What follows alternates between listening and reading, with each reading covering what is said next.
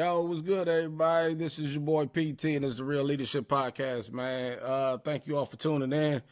As always, please subscribe, click like, do something, follow me, send it to 2 friends. That way you'll never miss another episode again. Today, though, today's that day, right? Last week or 2 weeks ago was great when I had the homegirl Sierra on the call, but today I got my man with me today. Me and his brother goes back Way back. 25 Hey, years probably. yeah, Hey, easy. We met when we were young pups in the Air Force, man, back in 2000 in Iceland or 2001. Here's my man. It's my brother. You know, we was just kind of talking before here. I don't talk to a lot of people. My circle is very close, but this is definitely one of the brothers that I talk to or call when I have complaints at night while I'm sitting on the deck. And he seems to get me straight, man. Mr. Randy Webb.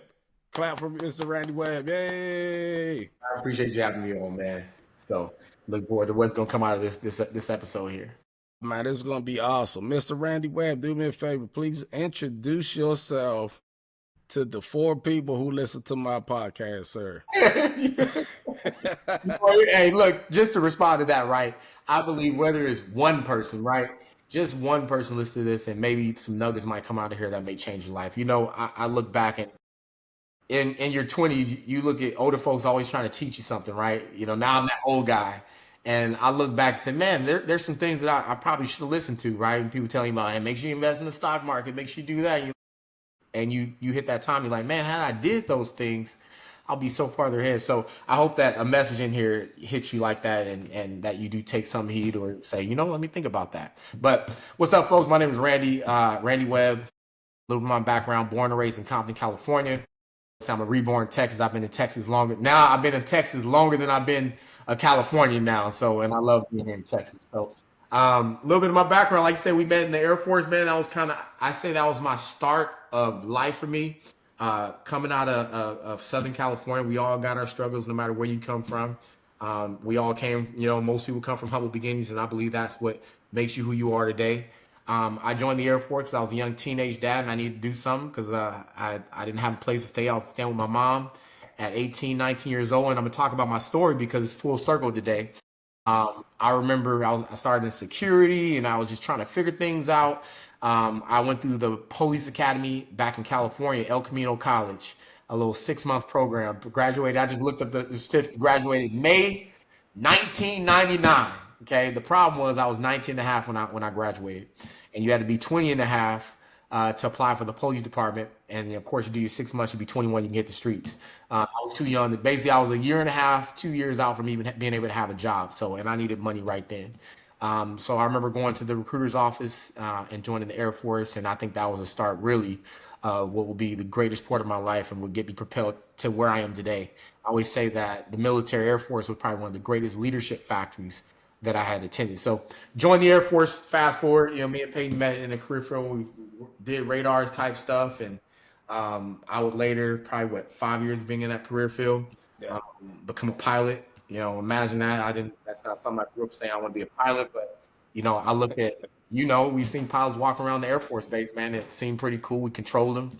And I said, man, I could do that. And one of the lessons that we'll talk about probably later is that I learned along my way is anything you put your mind to, you can absolutely do. But I became a pilot, did that for about 9.5 years in the Air Force, ended up getting sick in 2012, where I was diagnosed with discoid lupus, which is like just basically they don't know what's going on with you, but you got something going on with your skin, which caused me to retire early out of the Air Force. And that started me in a sales career field. And me and my wife did some amazing things. We hit some stages, talked to people, inspired folks, made some good money. Did that for 11 years, and then had some turn of events in 2023 where I had to make a decision. I was at a crossroad for myself and living off saving for some time. And I said, I need to go into one last career so I can make sure that my family, my life is secure. Full circle. Remember I said 19 years old, I went to the police academy. Fast forward, I hadn't been a pilot for over 13 years, since 2013. I was applying for the Texas State Troopers, and my goal was to do 2 years on patrol and then go back into their aviation division. But I ended up getting one of the local police departments, and they hired me like that, and they paid 6 figures. So I say, you know what? I'll go with you. Fast forward today, man. I'm part of the police department, law enforcement, and I'm looking forward to that career and some leadership opportunities. Yeah, man. Hey, you know what? I'm gonna tell you this, man. That what you just said, that journey is awesome, and I feel like I've been there for most of it as you start there, right? But there's so much you left out of out of that journey, Yeah. right? And let's just touch on some of those things, man, because as you know, this is a self development podcast, right? Leadership principles that we utilize to help people self develop, become the best version of themselves. Yeah. And when I see you, and you when we first met in 2000, and then I'm seeing you now, man, that journey is like the one thing that I would say about Randy Webb, and one of the things that I always push is mentality and discipline. And that is Randy Webb, like wrapped up in a ball. If someone was to say, PT, Randy Webb, what do you got to say about him? I would say very strong mentality and discipline like crazy, right? And it's hard to find those two things in people. You don't generally get that. Some people can be disciplined, but they might not have that overall mentality to understand it. They might need someone to coach them on that discipline element of it. Yeah. But you're self-serving, man, and I think that comes back to we're gonna go back to the beginning, right? Southern California. And like he say Southern California, man, and let's understand, he out here saying it like he's in a Tupac video talking about Southern California. My man comes from Compton, LA. All right, let's get this straight. And understanding that, like you said, we all come from our humble beginnings, but I know it had to start there. And I don't want to dive too deep into that family element, right? But what was it like just growing up in Compton? You know, I mean, how much can I talk about? I mean, young kid trying to navigate. You know, me and my brother were just talking. Like, I grew up in a single family home half my life.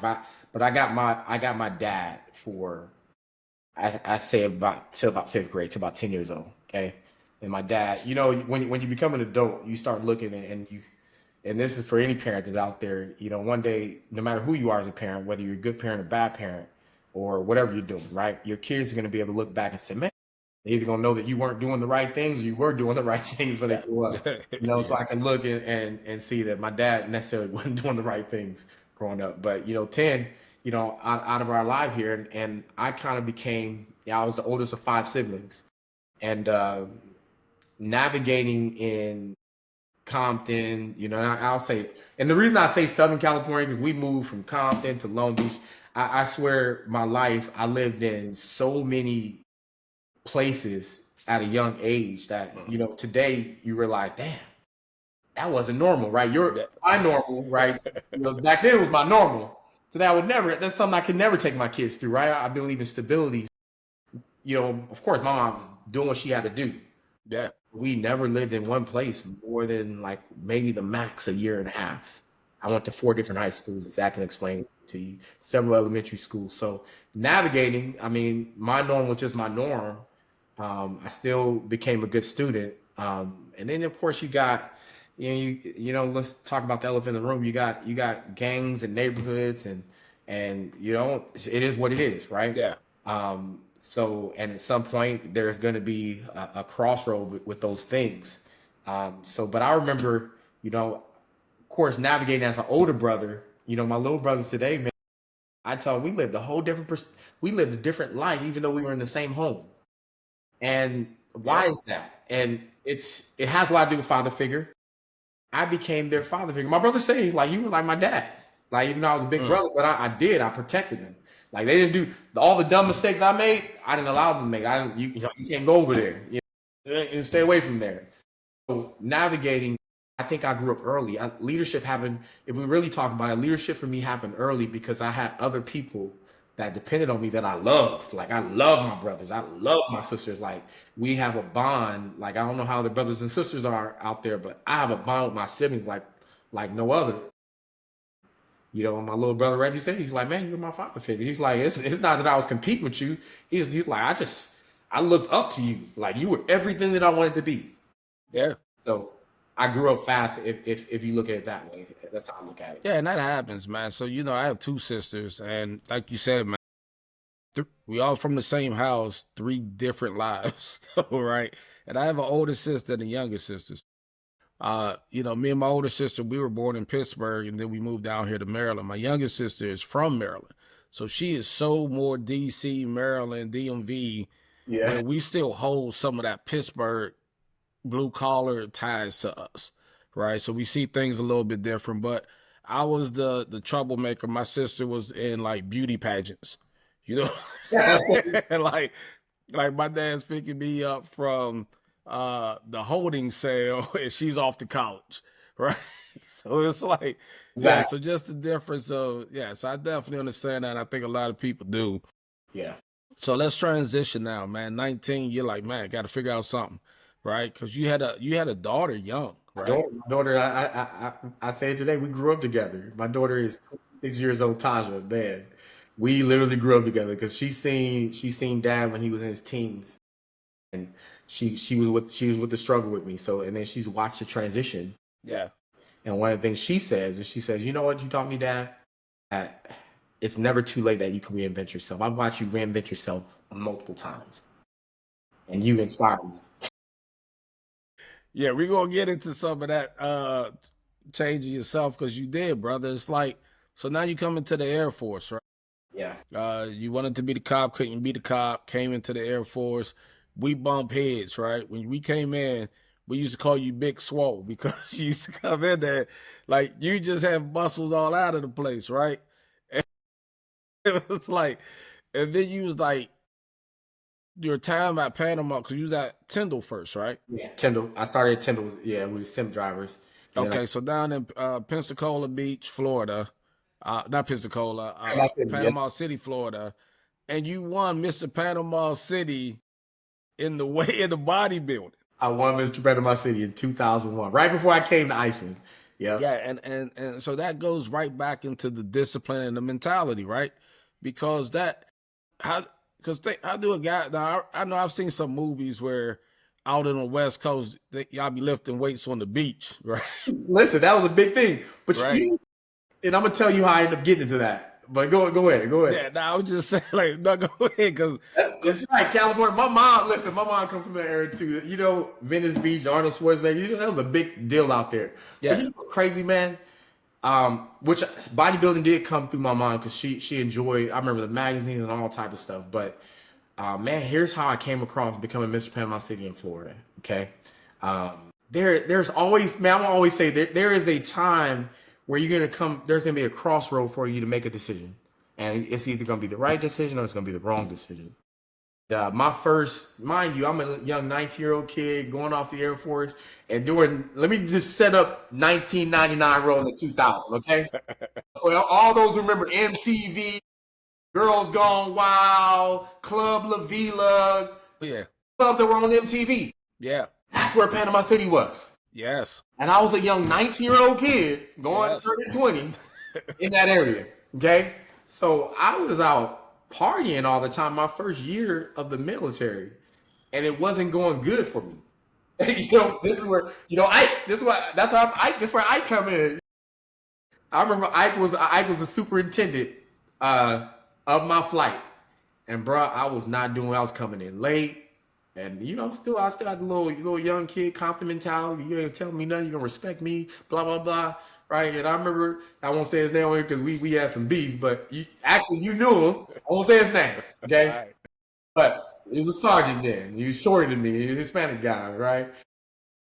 I remember I came in late, and he came in right behind me, and he wrote me an LOC, and I was coming in late, man. Today I would mentor young me and say, bro, you really messing up right now, okay, and you're not being responsible at all. But he wrote me an LOC, and I remember taking the LOC and throwing it back at him, bad, okay, and I pulled me aside and say, listen, if you don't straighten up, they're gonna get you out of here. Yeah. Okay. And I didn't realize like my career would have been done, and I just needed that one reality check. And so what ended up happening is because I was having a problem, I couldn't get it. I was waking up late. I was sleeping past my alarm clock. Because what happens when you don't get enough sleep? You're gonna sleep past your alarm clock. I committed to myself. I had to change one vice for another vice. Okay, what was my vice? It was going out, hanging out with my friends, and whatever. And I said I'm gonna start going to the gym early. And so I made a commitment to start going to the gym. Bro, I was waking up at 4:30 a.m. in the morning, being in the gym by 5, so I could be at work by 7:30. And because I started doing that, I bumped into this older cat. He was a bodybuilder, and dude was buff. Now he was probably the size I am today. Yeah. 250. That's what he was then. And I was looking at him like, dang, how you doing? Like, you know what I'm saying? And he took the time and said, man, I'll show you how to do it. And bro was training me. And I was waking up every day at 4:30 to go to the gym. And guess what? I was on time, and my habits changed. And so not only was I changing my body, but at the same time, my mindset was changing too. I had found something that I loved, found something that I was disciplined in, and I started doing the right things. And here's what happens: talk positive reinforcement. I start winning. And man, in the Air Force, I got used to winning awards. That got from there, bro, because I was I call it the umbrella effect. If you keep telling someone that you a mess up and you doing that, well, that person's gonna be that, because that's what you see them as. When you start praising them for the little small things they're doing, oh man, their chest gonna start being held high, and that's what started happening to me. And then boy, I got below the zone. I'm like, I was surprised, like I had transitioned. And it's like all the positive things start happening. So I went from winning Mr. Panama City to being the best airman on the base to getting BTZ, putting my stripe on early, and then making staff sergeant in 3.5 years. Life just came full circle, rewarded. Yeah. It was a small little change. And that's what's crazy, right? Because how you do one thing is how you do everything, right? So once you started to get on that, and there was probably an accountability element to it too, right? Because you said you started lifting with the bodybuilder, right? Yeah. So he's looking for you to be there at the time he told you to be there. That's right. Right. So yeah, and that, man, and that's a great nugget to share, man, because it is just, everyone thinks you got to eat the whole elephant, and you don't, right? Just a little bit of bites here and there. Eventually, the elephant's gone, right? So you come into Iceland. I couldn't let you get out of this without talking about Mr. Panama City, right? Because I remember seeing that picture. Right? I do. Like today I'm like, now I'm 40, 45, turning 46. My brother just got natural pro. Remember I told you, little brother, always he became a pro, natural pro, just about a month, 2 months ago. Wow. Okay. Me too. I said, you know what, man? That's something that I said I was going to do, and I need to go finish it. Yeah. Even at this late age, I'm going to go finish it. Hey, do it. Yeah. You know what I mean? Do it. So now you're in Iceland, right? And of course, you ended up getting, so you went to ALS. Yeah. And you ended up being the top ALS graduate there, right? Yeah. I can't remember what they called it, but you was the top guy out of your ALS class. Award. You had the John Levitt Award. Were we in the same class, or were we in the class? You were in the class before, or were we in the same class together? I think we were in the same class. I got a picture that makes me think either we were in the same class together, or I came to your thing. One of the two. The reason I laughed because I remember having a speech ready, and I didn't know if I was going to be John Levitt or not. Yeah. And I want to say it was either you or Mo. You're like, bro, you had a speech ready? Like you already knew you was But you know what though? And you won, right? So that's that winner's mentality, right? Like I don't think I ever seen you in a space where you never thought you weren't going to win. Right? Or at least you knew you had a chance. Like I always knew that I had a chance, man. Yeah, but you went in there also knowing you wanted to get that. Yeah. And I think for some people, man, like that's one of the things. They're afraid to say what they want, or they're afraid to actually go look like they're going after it because they're worried that people are going to view them a certain way. That's right.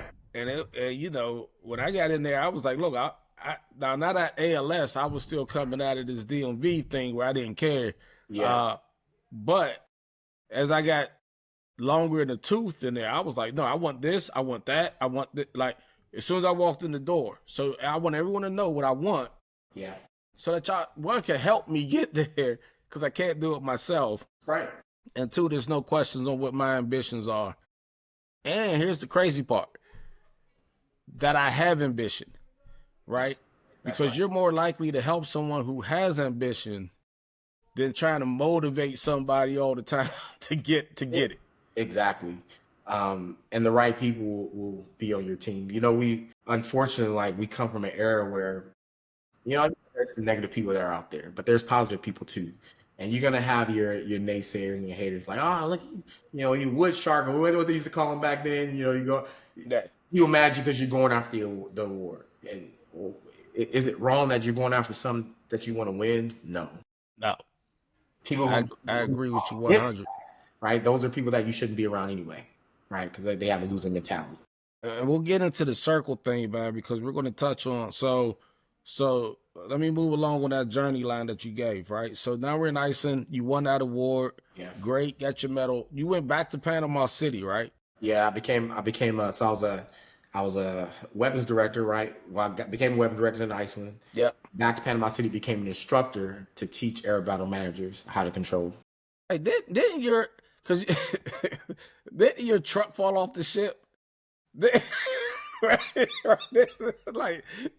right when they was shipping your navigator. Right on this show up, bruh. No, because I just remember that. Like I instantly just remember that. More folks. So, bro, I had been talking about y'all know y'all was clowning me. I had been talking about this navigator on 22s forever. Like, man, I got my navigator coming. You know, and I just like, and you got 22s coming. Y'all was clowning. I got my navigator coming. Then one day I came and said, bro, that shit fell. Like they stole first. Several things happened. They stole the rims during the storm in Norfolk. First of all, yeah, and the mug got hit around in the crate on the ship, so it came all wrecked up, no rims. But they ended up replacing the rims and got the truck fixed. Yeah. I ain't thinking that for 20 something years. I just remembered that. Because you had the Navy, I had a Navy. Like we're like young boys riding around with navigators. We're living our little dreams out there, man. All right. So now you go down. So you leave Iceland. You go back down to Panama City. Yeah. You're teaching WD, and now you got this new thought. I'm gonna become an officer in the United States Air Force. What brought you to that thought? Man, you know, first of all, being a controller, you know the feeling of when you're talking to those pilots, like you hear them, it's like, man, that sounds real cool. Like they just up there talking to you, they're moving the jet around, and it just sounds cool. And then of course we all watch Top Gun. So I'm in the Air Force flight suit, and of course been in those briefings, and I looked and I said, man, these people are regular people just like me. And I did. I got that dream that I wanted to become a pilot, and I'll tell you the sauce is I started inundating myself, just like when bodybuilding happened. I started inundating myself with pilot stuff, right? Pilot video games, watching Top Gun, watching anything that dealt with flying an airplane, right? It became my constant thought, right? And that's going to be a thing we'll talk about here. Is when you think about something all day long, at some point it's going to become a reality for you. So you know, and while I was at the schoolhouse teaching officers, first of all, so I was comfortable. I was already leading. I was getting awards there, and I remember asking to get signature from the base commander, and so I ended up putting up my package. And that's a whole story behind that, bro. One thing I would tell you: when something is for you, it's for you. No one, no matter what their rank is or anything, will be able to stop you. Okay, and I'll tell you, you'll have those moments, those crossroads that you'll have to make a decision, okay? And you'll have to push through it, because when I say that crossroad, it's going to be something that it's visibly stopping you, okay? Yeah. Then the question is, do you really want it? And that I did. I had a crossroad when I was putting that package. I really wanted the general because I had controlled one time, and I want the general to sign my officer package because I knew if he signed my package, it was going to be accepted. I was going to be in OTS, and but you know, you just can't go walk up to the general. You know, and I remember sending my package up. I had won just about every war you could win in my squadron. And I remember that package going up, and that Chief Master Sergeant, he rained on my parade. He broke me down in a very hard way, not a good way, but he broke me down. Like sometimes people they want to put you in place. Yeah. And so I remember he goes, I don't think the chief gonna sign your. He said, I don't think the general's gonna sign your package. I said, could you just give it to him? I said, I've talked to him before. He's a pilot, and I want to be a pilot. And he just started taking me back down my path, my past, versus what I'd already done. And so I remember being hurt. I was hurt, okay? And I remember going back and going to the squadron commander. And squadron commander was all about me. He was like, we had some good commanders in Griffith. And he goes, if he won't sign it, man, we're going to send it up to the group. Now, the problem is that package, I got the message late. That package was actually due like the next day. Yeah. It was crazy. And I'm like, yeah, I sent it up to the group, but I'm going to miss this board. He said, well, let's just send it up. And I sent it up, and it got signed. Wasn't signed in time. It got signed that Monday, but I had the Mr. Colvin. I don't know if you knew who Mr. Colvin was. Mr. Colvin was crazy. Mr. Colvin was good at what he did. He put our packages up. And Mr. Colvin gave me a call and said, man, you won't believe this. He said they pushed the board back by 1 week. Wow. Pushed my board back by 1 week. When things are for you, they're for you, man. When you inundate yourself with what you want, I will tell you the world will just move. It's crazy. Yeah. Right? And I just knew it. And when that happened, bro, listen, when I knew I won that award, I knew I got picked up as a pilot. It was real stuff, right? Yeah, you have that doubt. Like, wonder if it doesn't happen, though. But anyways, my package went up, man. And I did. I got picked up months later. Got picked up for my pilot position with the OTS. So, yeah. You just touched on something, man, that is so true. It's like when people try to move forward, someone always want to bring up your past. That's true. Right? So, yeah, you don't change. You won all these awards. You done all this. You are controlling the generals and the colonels flying these planes, and you go to someone and say, hey, I think I'm ready to take this next step. And instead of saying, hey, man, I see your grind and I see your progression, it's like, nah, remember, you this guy from back here. Yeah. Right. And that's how it is. It's like people get saved, or, every time you try to move forward, someone try to bring you back to that place you were where they were comfortable with you. Exactly. You making them uncomfortable, and that's all it is. It's like, how you think you gonna be a pilot while I'm still sitting here not a pilot? That's right. That's right. Yep. Exactly. And it's just crazy how that. It's crazy how that is, right? Yeah. But then you became a pilot, right? So you went to OTS. You went through all of that. You went into the pilot program. And I don't want to get too deep into this, but. How was it being a Black pilot in the Air Force? Like, what challenges did you have to go through where, kind of like Jackie Robinson, you had to probably kind of bite your tongue a little bit because if you don't, you might then never get another Black pilot again, right? like they'd be like, oh, Randy destroyed it for all Black pilots. Come out of Tyndall. So Tuskegee Airmen set that path for us. It's like anything when you get into the top of something, right? The circle gets smaller, right? It's not as many, it's not as many of us that are pilots at that level. And here's what I'll say. Culturally, we're just different than other people, right? Black folks are different than white folks and so forth. And so you have to learn how to maneuver in environments like that and mingle with people and just, as long as you don't say anything stupid and disrespectful. I mean, everything's good. We all it's all the same thing. But I think now looking, because I didn't grow up, like, you had kids in there with their dad was a pilot and they learned how to fly at young age. So a lot of stuff came easy, right? There were a lot of things that I was a controller, right? I had the basis of what aviation looked like and what it sounded like, and that is cool, right? But when it came to getting that jet and doing the jet things, whole different story, right? And so I had to work a little bit extra harder, right? Learning how to fly that airplane. So, obviously, being probably one of the few Black pilots, it's like you find your circle.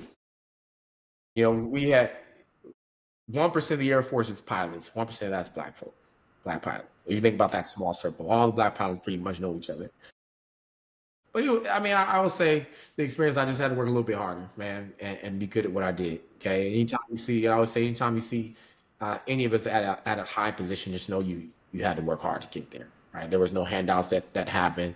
No, you had to work your ass off. And shit, going through, and I didn't mean to cuss, but going through the program, man, it was definitely a leadership experience for what you have to remember. You know, I remember stand up where, you know, they talk about you kind of visualizing flying the aircraft before you actually flew the airplane. And stand up was you having to know emergency procedures verbatim, okay, and exactly what would be doing if you experienced an emergency. And if you didn't do it right, you'll hear something like "sit down," and if you're sit down, that meant you weren't flying for the day. You didn't even get to go walk out to the jet. You fell for that day. Wow. Yeah, so you know, we'll get into this about chair flying because and that will be something I impart on people here is learning how to chair fly something in your life. Is I had to learn how to chair fly to make my life a little bit easier in pilot training. What did that look like? That was me actually getting in a chair, pretending like I was already flying the mission, the airplane, before I even touched any real controls. So when I did hop in the aircraft, it's like I had already been there. I flew a mission that I visualized in my head. Okay, and every time that I chair flew, my missions, I would get a 2E. 2E means like you had two discrepancies and it was an excellent. Okay, so I'd have these 2E flights because I chair flew it first, and it's like everything else was just flowing. Right? We think about our life as the same thing. Think about if you actually planned out what you want to do, and then you start watching those things happen because you planned. That's it. Yeah, the vision of the success moment that you have in your mind, you have to see that before it happens, right? Absolutely have to see it. Yeah, and another thing you said that I'm glad I like how you said it, right? Because see, one of the things that I don't want people to do, especially people of color, is always rely on our color as why You're not. something didn't happen. And I know that there's always that, Yeah. like, we don't know, but we also know how what we did to make it happen, Yeah. right? So it's easy to sit back and say, oh man, I didn't become a fighter pilot because I was black and they were just giving me a hard time. Okay, no, you was like, nah, I got, you know, it was cool. Got in that jet. That's a different ball game, right? Right. So I had to be better, and I had to be like, we know we got to be better, but everyone has to be better. That's When right. you get to that top 1%, you're talking about the best of the best. And guess what? I don't care what color you are. The fact that you made it to the top 1% shows you that there's a way to get there. That's right. And I'm not saying there's, you know, just so that people hear me correctly, I'm not saying that there aren't situations and problems. That's right. But what I'm also saying is that a lot of times it's not. And that's true, bro. It's just your effort and perceptions of how you move. A lot of people don't want to hear that conversation, but that it's true, man. And until we shake that off and realize the biggest factor is you, is us. Okay. Yeah. If you have that perspective in your head, it's like, I'm not winning because of this, bro. You're on the wrong road. You're on the wrong road, right? You're gonna win. Just know that if you don't win, it wasn't because of that. You got to go put in some work. Period. Yeah. Sometimes it's going to be harder. Yeah. Sometimes it's unfair, but life is unfair. It is what it is, right? Some people was born rich. You know, I lived in an apartment complex forever, right? You know, I didn't get 2 bathrooms in my household till I was in 12th grade. Man. Right? Man. So when people start talking, and I don't say that like, oh no, we only had 1 bathroom. Shit, we had a bathroom. You know what I mean? Like, we didn't know that was a problem. You know what I mean? So I'm not sitting here like my life would have been so different if we just had 2 bathrooms when I was 5. No, we didn't know. We just, it's a bathroom and we use it, right? But looking back, you're like, man, there's always, that didn't hold me from nothing, right? Like the work we put in is why we're successful. And I believe that because I know a lot of successful people. I'm not saying they didn't have bumpy roads. I'm not saying that they weren't called certain things here and there, but through their work and their effort, they still got there. And that's right. And, like, so I respect anybody that I see that's like me at the top somewhere. I know what they had to do to get there. Yeah. They're the best at what they do. Okay. Absolutely. All right, man, we're gonna keep moving down this journey path, right? So pilot, man, you got hit with the news, right, man, you have lupus, Yeah. Yeah. right? That I know that kind of corralled your Air Force career, Yeah. right? And now you're outside the military. You're like, man, okay, what's next? Now you're still the same guy. You're still the disciplined, motivated, talented, strong guy. And I know you went into things like entrepreneurship. You went into getting flipping houses for a while, right? You got into real estate. Yeah. And this is why I wanted you on here, because your story is so great. Like, they were like, bro, you got lupus, and I know you was probably like, lupus, Google, let me see what lupus is. And then you was like, oh wow.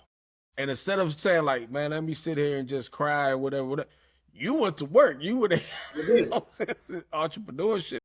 What motivated you to move that direction than what was me over the lupus? So I'll tell you, there were several transitions that happened there. So obviously getting the news, a lot of stuff happened with my skin, and learning like, man, look, it could be something that takes me out, and it really became a reality. Like we talked about earlier, we think about our age today, but then I was like, man, I wonder if I'm not here a year from now. What am I gonna leave my family? And I really start, when I got into things, I got into it to build like if I wasn't gonna be there, right? But also, I wasn't saying I was gonna be gone either. Like, I'll tell you, I went down that road and started doing research. Man, I took a plant-based journey, right? I was a vegetarian. I did a lot of things, man. And I'm really put prednisone, and I took myself off that because I learned that stuff was bad. But I focused on that health. I started getting right there, and then of course the entrepreneur space came. And so real estate, dude, I was flipping homes. Rich Dad Poor Dad. Me and my wife, we had read the book Rich Dad Poor Dad. Just right at the beginning of my pilot career. So I had already bought my first home out of Corpus Christi, and then I was in Abilene, Texas, or no, I was in San Antonio after Abilene, Texas. And then I had some homes that I was already owning while I was in Abilene. So I came back to Abilene, and we just started flipping homes. And my goal was then I got this thing in my head, like, listen, I'm making a lot of money. I was flipping homes, man, and it was good. I bought two fourplexes. I bought several single family homes out there, and then I bought one home that I renovated that we would live in, redid the floors. I learned that real estate was powerful. I made a lot of money doing that. And then of course sales stuff came into my life, and me and my wife became top earners in a travel company, and then later that would become a financial company we would do, and I got hold good. Hold on. We're gonna pause. Right? I'm not gonna allow you to just like glass over this with a simple statement. All right, let's understand this. When this man says he became one of the top earners of a travel company, this guy had people coming up taking pictures with him. Like, let's understand this. He's at the top of this travel company. The guy from Southern California who went through this journey ended up having lupus, doubled down on it, went to a health kick, came out of the Air Force, got into a travel company as an entrepreneur while you were flipping houses, and you skyrocketed to the top. Yeah. Right? Yeah. Because that's when I got on that journey with you. Did, right? man. And I remember seeing you were a rock star, bro. Like it was so crazy that I'm talking to other people who was in the company, and I would say like, yeah, Randy Webb, my boy. They're like, Randy Webb's your guy? Like, oh my God, right? Like, you know Randy Webb? And I'm like, yeah, I know him. That's my dude. Like, what, you want me to introduce him to you? They're like, oh my God, yeah. Like, so I don't want to just, I don't, Yeah. I can't even articulate this as well, as big as it was for you and your wife. Like, y'all were huge in this space. Right, so I can't let you just one-liner this joint out. Like, yeah, I was in the travel company. We just kind of moved. You was the travel company. Yeah, like you were the person for that travel company. And then you move. Okay, I'll get off of that. Let's talk about that. Life will prepare you for moments, right? And it's crazy because you seen that polish me then. The beginning of that journey, man, I did not want to. I was hungry, and we skyrocketed to the top. I remember being in front of the room, and selling the vision of what could become for people, right? And remember, it's a lot of speaking about vision and see it first, and that's a story of my life. Is I see myself there, okay, and then not only did I see myself there, but I sold that vision to everybody else, like you could be there too, and it was true, right? You know, a lot of my friends, y'all skyrocketed, y'all went up, y'all moved up too. Um, it's crazy because yeah, we started traveling, we started speaking. My wife was always she was a good speaker. I didn't want to be in front of them.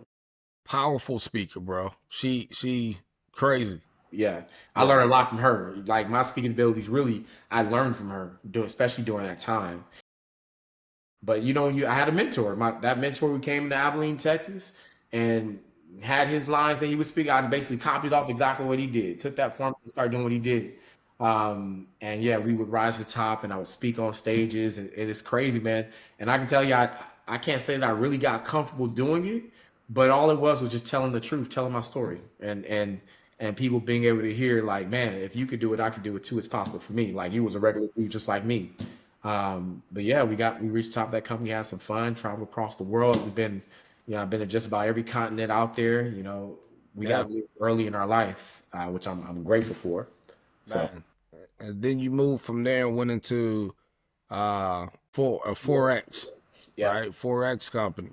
yeah, And big in that company as well, right? it's, Everywhere you go, you do it big, right? Like those songs come on, you be like, "That's me," right? Right? And then, and then you kept moving and moving, yeah. and then you had some challenges on those pathways as well, right? Had some challenges. So what was your mentality just getting through some of those challenges? Right? Because with success comes challenges. We know that, right? And not trying to dive deep into what the challenges are or any of that, but just people will come across challenge. You're hungry, you're moving, life is great, and then boom, here come the challenges. And I'll talk about it, man, because this may change, this may help some folks. Sales and those companies, it's a brutal industry, and you gotta understand, sales is a hustle. Nothing is guaranteed. You know, one day, a couple years you're up, you're making, 200, 400,000 a year. To a year, you're not making barely 50,000. And so we have been in the industry now, fast forward 10 years, income goes up, levels out. I'm starting to realize, man, this is not as stable as I think it is. And so I'm living off savings for some time. And and we in our dream home, with that, you got bigger expenses. So of course, I would tell, don't feel sorry for me. This is what happens, right? Yeah. Got a bigger home, got bigger expenses, and so savings is burning. And luckily, I'm a forward thinker. And I'm thinking like, man, I have to do something, or we're gonna be in a like I'm finna get rid of all my investments. Thank God I sold all my real estate during the COVID era. That would have been a disaster, right? Of course, COVID's happening. Business are not doing good. I had a lot of rental properties during that time. Thank God I sold those off just in time, because that Yeah. would have been a hell of a turning point. Okay. Yeah. But we in our dream home. And I'm like, I need to do something. And me and my wife start talking. And you gotta think, like, all the things that I was speaking from stage, about, living free. I'd been living free for what, 10 years Yeah. world. And here I am talking about, like, I need to get a career. And I had to get my mindset back there, maybe get into exec role. And I will tell you, I'll give this one, without talking about that company. I had someone that I thought was a friend, and they called me. Everybody wants you when you're hot, and they think they can get something from you. And I had this guy call and say, I want you to be the CEO of my company. We'll pay you $25,000 a month, and give you override this. And I said, you know what? That sounds good. And I went over there. It ended up being a complete disaster. I didn't tell the truth about a lot of stuff. And one thing, like I said, I'm honest, is they're gonna come. I'm not just gonna accept the paycheck, especially knowing I'm gonna hurt some people. And I realized some things weren't right. I ended up ultimately stepping down from that. Just it wasn't good, and that's where really the turning point, start the down spiral for me. And I in this very office, I remember, man, it was an emotional moment for me. Like, I gotta do something. And Yeah. to be honest, I got somewhat in a dark place, but I just was thinking like, what am I gonna do? And that full circle thing came back around, and I said, I was a pilot. Just be a pilot again. I was a pilot. Like, let me just go get my ratings again. But obviously, it's not that easy. I hadn't flown in since 2013, so I had to go get all my ratings back. So I figured, how can I do that? Started doing research, and I came across Texas State Troopers had an aviation division, and I started wrapping my brain around it's law enforcement. It's Texas State Troopers. So to be honest, would you like? I had to wrap my brain around and I hope you hear me. I had to wrap my brain around law enforcement. Yeah, okay? Yeah. And let's just talk about that in the room. Law enforcement didn't have a good perspective on it. Okay, it wasn't when I was a kid, and it probably was the same when I was a kid. It's just you didn't see it. Okay, but based on what we see on social media, it's like, man, do that. Like I could do it, but I like my mindset. What's going to be my purpose in doing? Like people were like, you a pole? What? Like my wife had like, what do you want to do? What? And I said, well, here's the plan. Texas State Troopers. I do patrol for 2 years. And then I can get in their aviation division. I talked to a recruiter. He said, yeah, we got an aviation division. You become a lieutenant, and you can fly the PC-12. I flew C-12 out of Corpus Christi. They had a PC-12, which they do like border reconnaissance, which is cool. Okay. And so I took the test. I'm going down the road. Everything looking good for Texas State Troopers. And then I don't know how I seen, but I seen the pay like, yeah, we maxed out 111,000. I said, police making 100 some thousand. What? And I went down to the department for 2 days to check folks out, and when I realized I enjoyed the culture, like it was the first culture. Everybody's cool with one another. It reminded me of military. That's what I was going to ask you. Was it like a military thing? Yeah, it was. It was exactly like how we shoot the breeze and come in. It was the same, man. And I said, you know what? Then my mind started changing. I'm like, I can see myself doing this. And so I went there for 2 weekends, and I decided to take the test. I remember talking to the background investigator, and he says, because I remember I've already applied for the Texas State Troopers. Look, that's going. I was going to go. Yeah. I wouldn't have went into that academy until January of 2024. Okay, and I'm gonna tell you what happened so fast. And so the other department goes, well, if we push you through and do this work to get your background check done and get you through the polygraph and all that, and we say yes, you don't turn around and accept the troopers, and we gave you we did all the work. Yeah.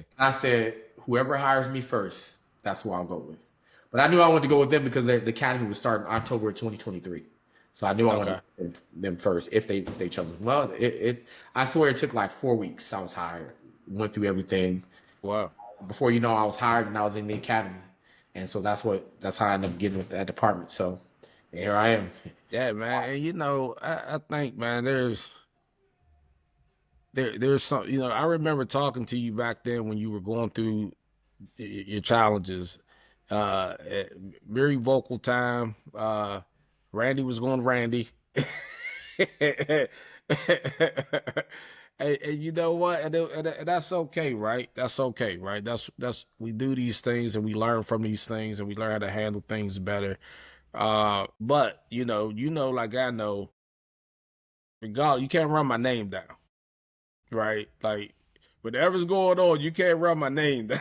we gonna have to see each other when you start running that last name down, right? The Tomblin name means something, and you ain't gonna allow no one to do it. So I understood. Yeah, that dynamic, man. And then moving and transitioning in here, man, I think this is, I think it's a good move for you, right? Yeah. And I say that because this, man, like you are now in a situation to one, because I'm with you, and as kids growing up dealing with cops and like you said, the social media, George Floyd, seeing all these things, you're like, man, it's almost like us against them. Yeah. But that narrative has to be fixed somewhere. It has to change somewhere. And that's all it is. It's a narrative. Right. And that's all it is. It's a narrative. So now you have the opportunity where you are to help talk to young kids. Because I talk to cops all the time, right? Because of the work that I'm in and the demographic that these young kids out here in Baltimore, right? Yeah. Trying to merge these two things together is challenging. Because they think they think the same way, and cops sometimes don't give them the benefit of the doubt. But it only fixes once we get good cops who look like us, right? Representation to talk to the kids who look like us. Yeah. Right. So, I mean, I applaud you on that, man. Like, I think that's a big move. It was funny to see you get tased though, bro. I'm gonna tell you, like, so for y'all who don't know, he recorded like most of his stuff and put it on Instagram, right? So you get there and you're seeing them, and he had to go through where they get tased. Now remember, Randy is about, how tall are you? 6'2"? 6 foot. I know I look 6'2" because of the size. I'm 6 foot. Oh yeah, you 6 foot, right? so Randy's 6 foot, just muscular as you could tell, right? This ain't even telling half of it, right? But when you see him, my man got tased and dropped. Like, Wow. he was like, The whole body. he was like, oh, okay, I'm done. Like, I said, whoa, I laughed so hard. I had to watch that probably like 10 times. And then I called my wife. I was like, Jen, look how Randy gets tased. Like, why would he do this? Why would he show it? But hey, I applaud the fact that you showed it.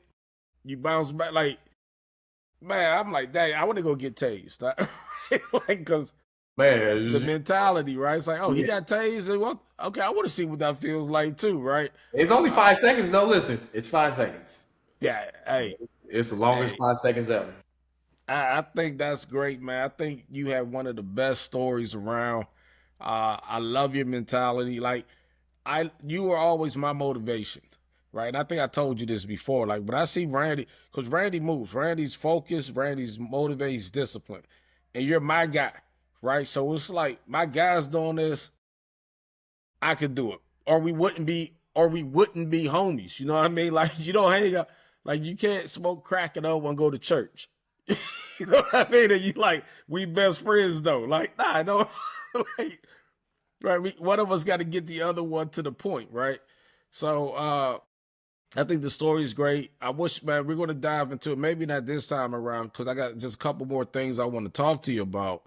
Because we will talk all day, and I know this. But that's what's awesome because I can bring you back, and now we can start getting to, now that we got past this basic. Yeah. We'll come back. I'll bring you back on the show and we'll talk a little bit more. But I do have this, right? So you've been like top dog, leader, leading people. When you talked on the stage, you probably had 30,000, 40,000, right? People there that you talked to. You had so many people underneath you. When you was a pilot, you probably had people, the mechanics or whoever dealing with you, right? How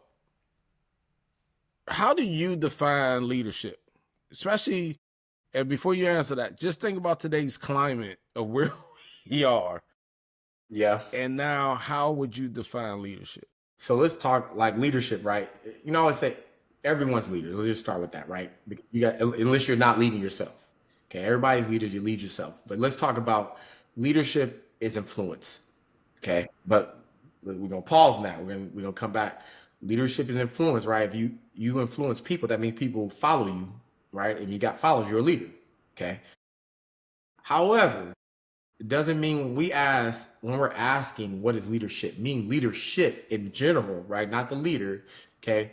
Do you have those leadership qualities, right? You could be a leader, but not have leadership qualities, meaning you're not really leading people. You're just influencing people. Okay. Even though we call leadership influence. Leadership is when you inspire people, okay, to go do things that they probably wouldn't have done, right? That's charismatic leadership. You don't got to go tell them what to do. You're not a manager. You know, people, sometimes we confuse leadership with authoritarian, being authoritative. Okay, I'm gonna tell you what to go do, and so I'm your leader. That's not a leader. A leader is someone where when someone sees you and sees what you're doing, they're inspired to go do those things. You're leading that person. Okay, it's like when you say like, yeah, man, your discipline's so good, and man, this and that. Well, it's you're inspiring people. They're drawing you by something. Okay.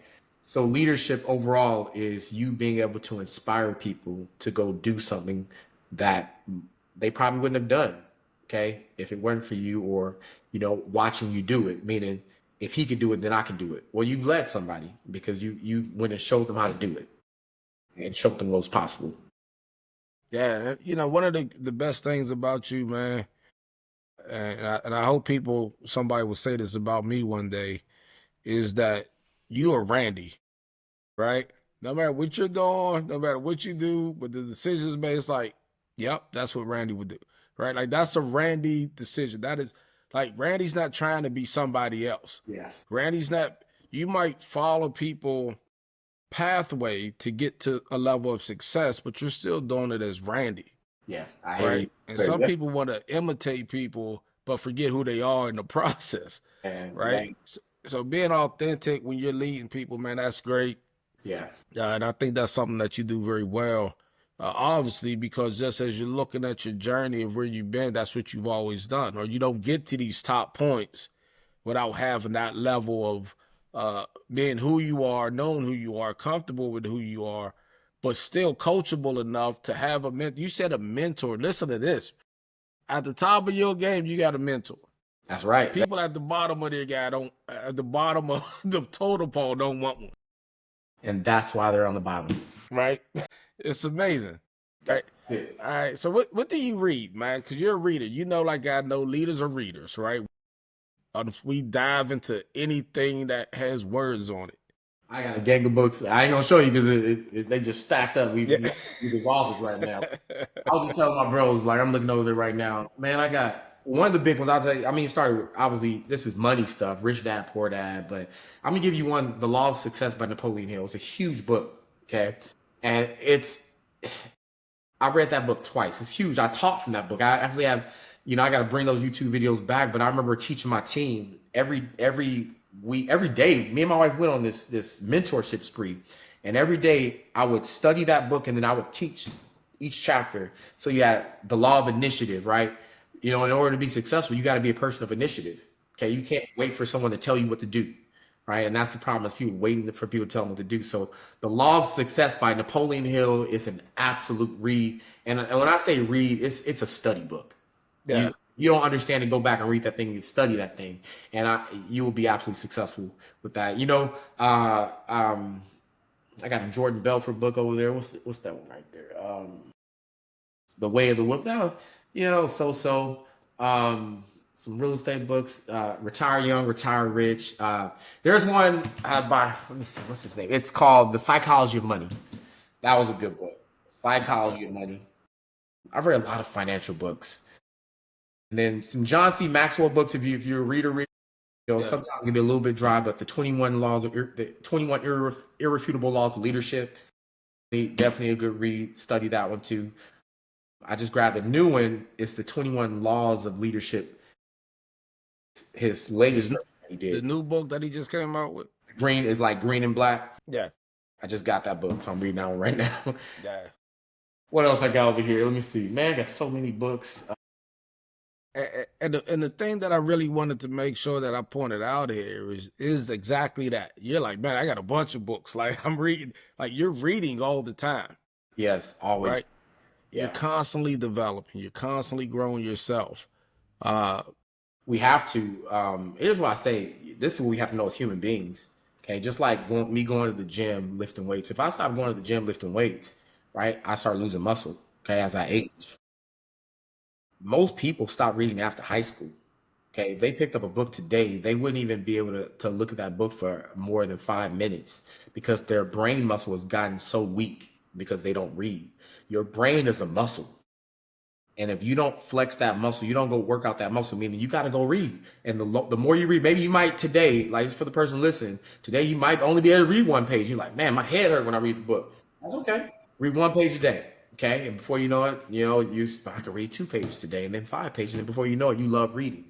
Okay. Yeah. The reason people don't like reading is because they don't read. Right. That's why I say reason people don't like the gym because they don't go to the gym. Yeah. Reading is an absolute powerful thing. When I learned that, I could tell you, man, that's what gives me an edge on a lot of things. Is reading. Yeah. And I tell you, man, I just be honest with you. I wasn't a big reader as a youth, and even during the military, I wasn't. You probably remember this. So I graduated high school with a 1.5 GPA. You did Air Force. Right? But remember, I joined the Air Force. I was 23 and a half, right? But even in the Air Force, what did we do all the time? We played Madden, Yeah. right? Right. We was video gaming it up, right? Yeah, it was. So, and then going out to the club and just doing all the silly things that young people do. It wasn't until we started this journey with the vacation thing and the Rich Dad Poor Dad book. You was like, hey, this book, da, da, da, da. I read that book, and I swear to God, I tell everyone that book changed my mindset so quickly that it just got me to more and more books, right? Because that book made me feel like, man, we lived a lie. Like I lived a lie my entire life of how this thing was supposed to go. Yeah. So I always recommend that book for everyone. The only other book that the other one that I recommend for new beginners is that Simon Sinek, Start With Why. That's an amazing book right there. There's another one. I got dang it's The Slight Edge. Oh my God. The Slight Edge. The Slight Edge. That was by goodness, he was a top earner. Anyways, The Slight Edge, let me just give you the whole synopsis of it. So often we don't start something because we're like, well, if I start, I ain't gonna be able to finish it. And I'm gonna give you a story after reading that book. Slight Edge was about, every decision you make every day or thing that you do is either getting you towards your goal or you're going away from it. Okay. And small decisions eventually, if we're on the bad curve of it, okay, we're sinking that we're gonna fail. Okay. But you can take small steps in your life, small corrections that will keep you on this path. And before you know it, you're successful. I'll give you an example. I was renovating my house and my wife was pissed off at me because I ripped up the floors in the kitchen. Then it took me forever to put down the kitchen tiles. Okay. I'll get to it when I get some time, right? How many times you said, I'm going to get to it when I get some time. And after reading that book, it was an example. It said, if you could just put down a towel a day, one towel. I said, put down one towel a day. And don't you know, I tried it. I said, let me just do that. And bro, I would go, I'm home and I do what I could do. I put down one tile. And before, don't you know, dude, that restroom had been under renovation for like over 6 months. Cause I say, I'll get to it when I get to it. Yeah. I had the project done in 2 weeks, just putting down one towel. Something that could get done. And so that's what the Slight Edge does for you. So think about this. It may be like you're supposed to read a book and you're like, man, I'll get to this book when I read it. The book is 100 pages. Well, if I read one page a day, I'll finish in 100 days versus never read it at all. And you apply the Slight Edge to anything in your life, you will win, right? I'm going to tell you, I have a problem with closing my room sometimes, okay? You either wash them jokers, you wash it, like, damn, I got to go fold those jokers. And you know what I'll do? I'll go to my room and say, you know what? I can put up 2 shirts. I'll go hang up 2 shirts. Next day, hang up another 2 shirts. Before you know it's done. Week is done. That's the Slight Edge. Hey, man, it's crazy. That without even reading that book, that's what I've done with the podcast, right? Yeah. Same thing. It was like, all right. Because you start off, and you know how it is with anything, you just see the big, like, oh my God, there's so much to do, right? Like, the project is so big. But then once you start it, like you said, just little pieces. By the time you look up, it's like, man, it's done. Yeah. Right? That's right. Man, it's the same with fear too, right? I don't want to get too deep. I don't want to get into the theory of all of the leadership stuff. Not on this podcast, because I already got you 4 minutes past the hour. Oh, you good. But you know how it is with fear, man. Like, as soon as you get to the other side of it, you're like, man, what was I scared of? Exactly. Right? Like, oh, wow, I was being held back because of that. Now, now you have to dive into deeper as to why I was even afraid. And we could get into culture elements or parents or how you grew up or certain contexts. But we're not going to do that this time around because I want you back, right? So I don't want you to give me all the good stuff now. But I do have this, though, right? So what's in the future for Randy Webb, man? You're gonna save the world. You're the police now, man. You're a guy. But what's next? Because you're only 46, right? Turning 5, be 46 this year. Right? You're only 46, man. Yep. So the future, like, we're in our prime. Like, I think we're in our prime. Yeah. Knowledge wise, physical. If you've taken care of yourself, you should still be somewhat physical. Money, family. Like you're in a good space right now. Yeah. Yeah. So what's next for Randy Webb, man? So man, right now, like obviously I just entered this space in law enforcement. So move up the same way I did in the military is find some leadership there. You're right. Learn, get on the streets and learn how to do my job really good. Really learn how to be a community police. And that could be a whole nother conversation, but community policing is listen, getting out there and getting involved with the community and talking to folks and not just the interaction. The interaction that most people think about is they're getting in trouble or something. That's not the part that I really want to do, right? It's what I have to do, but it's the hey, let's get out and communicate, talk to kids and stuff like that, and then also move up in leadership. But I'm still the financial guy where I'll tell you benefits wise, build another retirement. Okay, and one thing I've gained to love is save money, invest money, maximize your 457 and 401k plans, and then of course still go vacation. Me and my wife taking a nice vacation when the time comes again. We lived our life in the 30s, but we gonna my next 20 years is gonna be I got my kids. My son is he's gonna be a senior, so it's Wow. going to the Coast Guard Academy as a swimmer. So get him off to the Coast Guard Academy. He'll set his wave and his way, as a Coast Guard officer. And I got my baby girl. She'll be heading to high school. Well, not she'll be heading to high school after next year, so she's going to 8th grade. Really, just be a good dad, man, and hopefully not a grandfather yet. Well, you got some children who's of age. Man, I do. We got two girls. One graduated UT 22. The other was 26. But prepare for when those times do come that I can be very present. So that's it, man. I'm enjoying life right now, investing like crazy. I got a career that I think I love. So I'm gonna get to doing that, and then we can do stuff like this and impart knowledge on other people. Hey, Uh, man. any I advice think I give is listen, go find a career for yourself, find it fast, go find something you love to do. Because if you love it, then it's not work, right? Because you get up every day and you look forward to going there and making impact and creating purpose, and the money comes, right?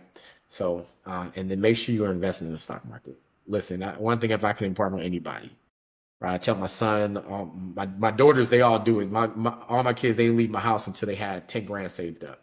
Right? I was yeah. just rule, okay? And Okay. so create a floor for yourself, meaning learn how to save money. Most people are having a hard time because they don't know how to save money. Okay, save money, get to $1,000. That's your first floor. Get to 5, get to 10, and then go invest in the stock market, and life will be good for you. Yeah.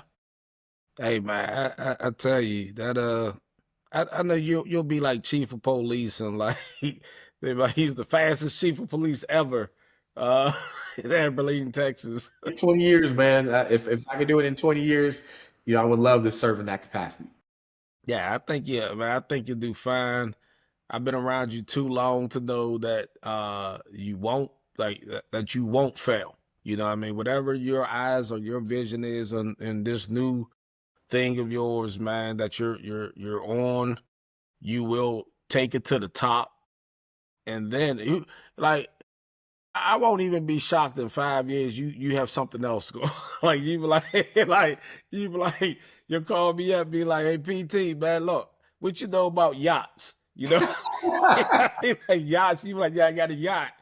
And now I want to rent yachts out for people to drive. And they'd be like, hey, all right, tell me where to put some money into. Let's do yachts. You know what I mean? But, hey, And you I never think that's fine, man. will take Uh, you. so I do have this though, right? And I hope I did. I hope you did already give this nugget to me, right? So I like to end my show with this, right? Uh, what advice do you have for the world? So, hey, you're sitting up there with the Pope. The Pope just blessed everybody, Yeah. and now he said, "Randy, close the world out with some nuggets." What would you share with us? We say it clichely, but um, find your purpose in this world, and let me clarify what that means. Finding your space and who you are. So many of us, like I've been in so many things because sometimes, and even though I was successful in them, it doesn't mean that was my purpose, right? And that's why I'm probably not in those things right now. Find what your purpose is in this world. And when you find that, like, you're going to know, right? You're going to love it. It's going to be something you do. You're going to do it naturally. And when you find that purpose, dig in. And what I'm saying is your purpose doesn't mean that you just automatically just know how to do it. You're going to have to go to school or whatever that thing is for you. Mm-hmm. But find it and find it as soon as you can. Because that's what we are as human beings, right? A man with no purpose is nothing really, and this is why so many people are in dark places, right? Because they feel there's no reason for them to live and be here, and our whole existence on this earth, I think for anybody, is we all have purpose in something, and your purpose, like someone is not going to tell you what your purpose is, okay? Because if you don't define what your purpose is, someone's going to try to tell you. Okay, and before you know it, you're going to be swaying with the wind. You're going to be this, you're going to be in this thing, you're going to be in that thing, you're going to be in this thing, you're going to be in that thing, and it may fail. And you're like, I don't know where to go because you haven't defined who you are as a person. And I'll leave this last question for the listeners is, how do you find your purpose? First, you find it by knowing exactly who you are. So ask your question, who am I? Define who you are. Okay. When the lights go out, when there's nobody around, when it's just quiet in your head, who are you? Okay. And you said something like, when someone defines you and say, well, I know that's just always who they're gonna be. What you're saying is that's that person, right? Find who you are and don't let anybody sway it. Don't care about what people think, because before you know it, people will follow you and you will become that leader and inspire other people to do what you do or find their purpose. Man, I appreciate that, man. That's great nuggets, great advice. Now that you're on this new journey, do you still have people following you, or you still on social media like you used to be, or you still looking for people to? I still have people, I get on there, you never know who you're inspiring, man. Obviously, I'm a big fitness enthusiast. I still have dreams. Look, I'm still in the bodybuilding space. I think I'm still trying to figure out what I'm going to, I guess my contribution to social media is just being me, right? So I'm always some bodybuilding stuff. But yeah, at the official Randy Webb, I'm still on social media. I'm open. My life is open, right? I talk about, my law enforcement journey, how I went through the academy. I'm an open book. I may close some of it off, man, because I'm trying to navigate how I move in this space. Obviously, it could be a dangerous career field, but as of right now, I call it, I'm making it cool. Yeah. A lot of people have reached out and say, "Hey, man, how can I get in law enforcement?" Right? Sure, our department is hiring. And you want to come over and hit me up, and I'll show you how to get in that space too. But I want to make what I do cool, and I want to just show people here's who I am, here's the truth, and maybe you might find out who you are. Hey, man, I appreciate it, man. Thank you for coming on. I've been trying to get you for a while. We I just been appreciate missing each other, it. man. You know how that gets. But of course, you're my guy. You're my homie. You're my brother. I love you, my brother. Appreciate it. Definitely take care of yourself out there, man. Uh, and then the official Randy Webb, The official Randy Webb. Yep. right? That's That's where on y'all. TikTok and Instagram, which I'm learning TikTok. All you're gonna see just me posting fitness videos. Okay, so you learn something really great. I do have Matt. Listen, I have a book that I'm gonna rewrite. I have a book called Infinite Wealth Concepts. Okay, as you know, I was teaching about crypto stuff and Yeah. banking. I love, one thing I do love. I'm passionate. This is free advice I'll give out all the time when I talk about stocks and stuff and crypto and all that good stuff. But I wrote a book called Infinite Wealth Concepts. It's on Amazon. Also wrote a book about getting your credit, the perfect 850, because people are selling you on a lot of stuff. And I said, you know what, man? Instead of getting people they out there paying $1,000 for someone to fix your credit and teach you how to do stocks, it's something simple. Okay, go read a book. Here's all the information. That's it. But I'm gonna rewrite that book because my perspective has changed somewhat about the crypto space. Okay, and so I got to rewrite that a little bit. But Okay. as far as I talk about real estate, I talk about the stock market in there. I talk about 401ks. It's Let's do one more book. I'm almost at The Millionaire Next Door. That million. is the book, because that will get you in the same space. Believe it or not, that average person that has that regular house, working that regular job, and they've been doing it for 30 years, they're a millionaire. But social media is kind of confused of what a millionaire is. You think the person who's rolling around in Lamborghini and Rolls Royce is a millionaire, and really, your millionaire is the guy, the couple, and they have a nice retirement. Okay, they got their house paid off, early. One advice I give you financially. I know this is gonna be a whole nother call. Okay, pay an extra payment a year. Okay, you'll pay your house off in 15 years versus 3. Okay, that's halfway, most likely, based off the economy that we're in. That's halfway to $1 million right there. Hey man, hold on. We're going to stop you right here, man, because as we keep moving, I'm gonna have some coaching and mentoring sessions, right? So free advice, good advice, but we're going to make sure that we share this in the right platform with the right people. I told you I like to give it out. Yeah. But it's going to be part of a program where I have a development workshop coming up that I definitely we'll talk about it, because I definitely want you to teach a session on this, right? And we'll have you pick what session you want, but we'll get into that. You're going to save those nuggets for then, right? And then we'll grow from there, man. But I would tell you, like I said again, man, thank you for being on here. You always got a home on here, bro. So when your book comes out, when you rewrite your book, whatever you do, if you said, hey, PT, I need a platform to push this out, you got a home here. You're my guy, my brother. And then for me closing out, once again, if you like the episode, I'm gonna put his stuff into the description part of the podcast. I'll put all the books in there that he listed as well, so that y'all have a library, so you don't have to figure it out. We're gonna give you the book. We'll give you the books for free, right? We'll tell you what books to read for free to get you into the right space where you can start seeing things a little bit differently, hopefully. And with that, man, like I always say, man, real leadership make the world go round, man. Real leadership. PT out. Peace. If I can find this button. There we go.